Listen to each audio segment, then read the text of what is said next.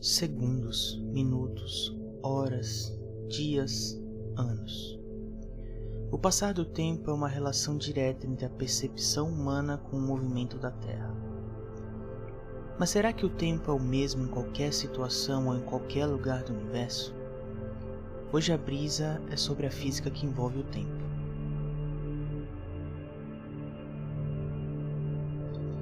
Bem, vamos começar com algumas perguntas a serem respondidas sobre o tempo. Primeiro de tudo, vamos começar assumindo o tempo como uma dimensão. Imagine que o nosso mundo macroscópico tenha 3 dimensões. Podemos subir, descer, ir para a direita, para a esquerda, para frente e para trás.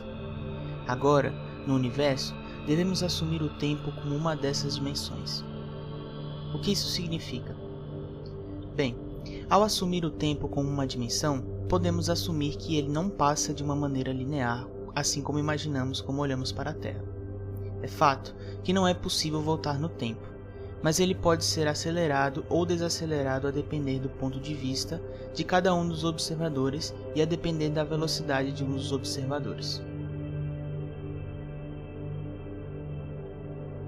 Essa ideia pode ser explicada com um paradoxo conhecido na relatividade, que é o paradoxo dos gêmeos.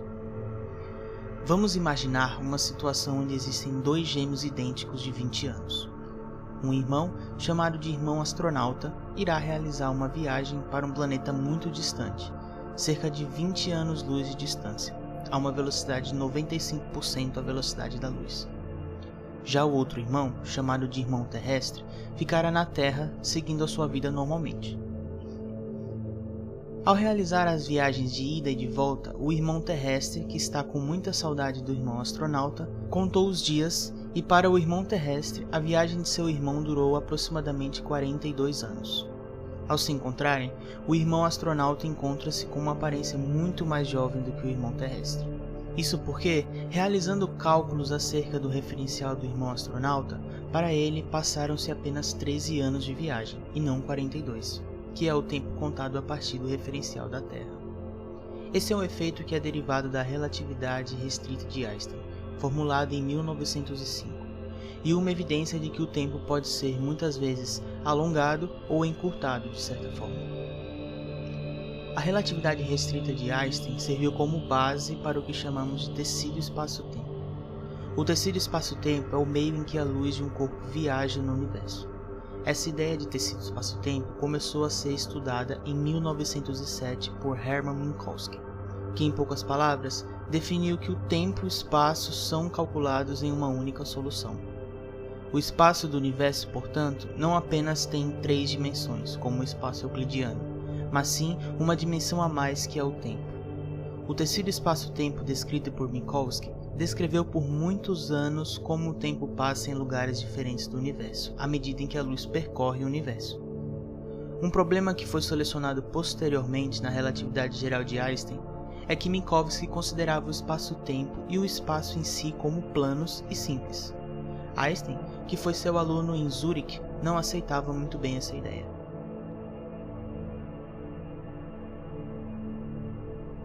Pode-se dizer que a grande contribuição de Einstein para a relatividade e o tecido espaço-tempo foi que ele conseguiu relacionar essa ideia e toda a relatividade espacial, que é descrita por Minkowski, com a força gravitacional existente no universo. Pela formulação de Minkowski, o tecido espaço-tempo seria apenas plano e simples, onde, independente da relação entre gravidade entre 2 corpos, o tempo apenas levaria em conta a velocidade e a posição desses corpos. Como se os corpos celestes estivessem mergulhados nessa piscina chamada de tecido espaço-tempo. Mas Einstein acreditava que a gravitação existente naquele local, a partir de um corpo com uma massa enorme, pudesse influenciar o caminho em que a luz percorre. Essa indagação, que matematicamente é descrita por Riemann a partir de seus tensores métricos, levou a relatividade geral a um patamar muito elevado na astronomia moderna. Certo, mas o que de fato diz a relatividade de Einstein e esses tais tensores? Bem, primeiramente, a ideia de que o tecido espaço-tempo é plano é descartada. Temos que o tecido é curvado a partir da quantidade de matéria, da energia e de outras tensões, como radiação e pressão, por exemplo. Isso significa dizer que se olharmos para uma galáxia a milhões ou bilhões de anos-luz de distância de nós, se existir uma estrela com uma massa muito grande no caminho da luz, ela pode ser desviada até chegar aos nossos olhos. Esse é um conceito conhecido como lente gravitacional, quando a luz sofre um desvio até chegar nos nossos olhos. Por fim, a ideia de considerar o tempo como uma dimensão do espaço é completamente válida, porque se considerarmos o tempo como algo imutável, não é possível estudar e entender coisas que hoje são consideradas triviais, como a expansão do universo, a idade do universo ou até mesmo estudar um buraco negro. Uma outra evidência da curvatura do espaço é a detecção de ondas gravitacionais, que foi algo recente na astronomia. Desde muito tempo atrás, conceitualmente, as ondas gravitacionais existem, mas só conseguimos sentir a sua presença recentemente. As ondas gravitacionais nada mais são do que ondas no tecido espaço-tempo. A perturbação pode acontecer como uma colisão de dois corpos extremamente massivos, como dois buracos negros. A partir da relatividade de Einstein, podemos refletir sobre a ideia de que temos sobre o tempo.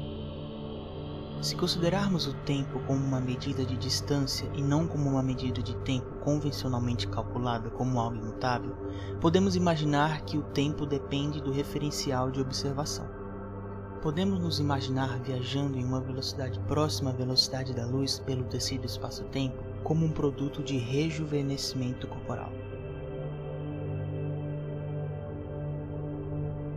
Meu nome é Rafael Gomes, esse foi o terceiro episódio do podcast Astrobrisas.